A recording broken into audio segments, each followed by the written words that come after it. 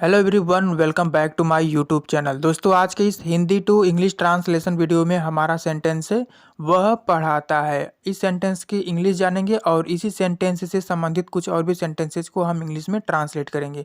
तो चलिए हम इस सेंटेंस को ट्रांसलेट करते हैं। सेंटेंस है वह पढ़ाता है। तो सेंटेंस के अंत में पढ़ाता है, यदि सेंटेंस के अंत में क्रिया के साथ ता है आता है, इस तरह का सेंटेंस होता है प्रेजेंट इंडेफिनिट का।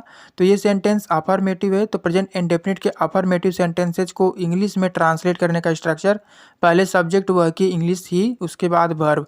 वर्ब है सेंटेंस का पढ़ाता है, पढ़ाना की इंग्लिश टीच। और जब सब्जेक्ट थर्ड पर्सन का सिंगुलर हो, थर्ड पर्सन के सिंगुलर में सब्जेक्ट आता है ही, सी, इट या किसी एक व्यक्ति का नाम, तो यहाँ पे सब्जेक्ट ही है, इसलिए इसके वर्ब में यस या ईएस लगाना है। तो इसका वर्ब है टीच, तो टीच के साथ ईएस लगाएंगे, टीचर्स। वह पढ़ाता है, इसकी इंग्लिश है ही टीचर्स, ही टीचर्स।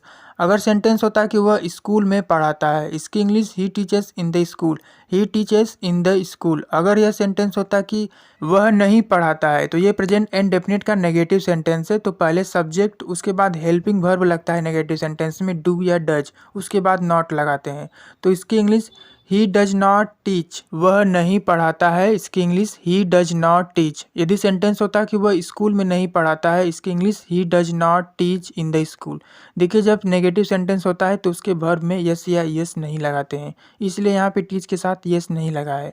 अगर सेंटेंस होता कि क्या वह पढ़ाता है, तो ये इंटरोगेटिव सेंटेंस है। अगर क्या से सेंटेंस स्टार्टिंग होता है, इस तरह के इंटरोगेटिव सेंटेंस में हाँ या ना का जवाब दिया जा सकता है। तो ऐसे में क्या की इंग्लिश नहीं लिखते हैं, पहले हेल्पिंग वर्ब फिर सब्जेक्ट। क्या वह पढ़ाता है, इसकी इंग्लिश पहले हेल्पिंग वर्ब डज, फिर सब्जेक्ट ही, फिर वर्ब।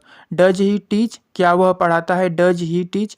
क्या वह स्कूल में पढ़ाता है, इसकी English does he teach in the school, does he teach in the school. अगर सेंटेंस होता वह क्या पढ़ाता है, तो ये भी इंटरोगेटिव सेंटेंस है, लेकिन क्या स्टार्टिंग में नहीं है, ये बीच में क्या आया है, तो ये WH वर्ड इंटरोगेटिव सेंटेंस है।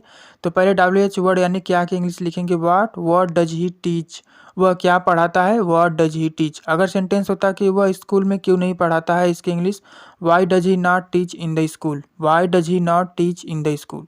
तो दोस्तों, मिलते हैं इसी तरह के और भी हिंदी टू इंग्लिश ट्रांसलेशन के नेक्स्ट वीडियो में। चैनल पर नए हैं तो चैनल को सब्सक्राइब करें ताकि आगे भी हमारी वीडियो आपको मिलती रहे।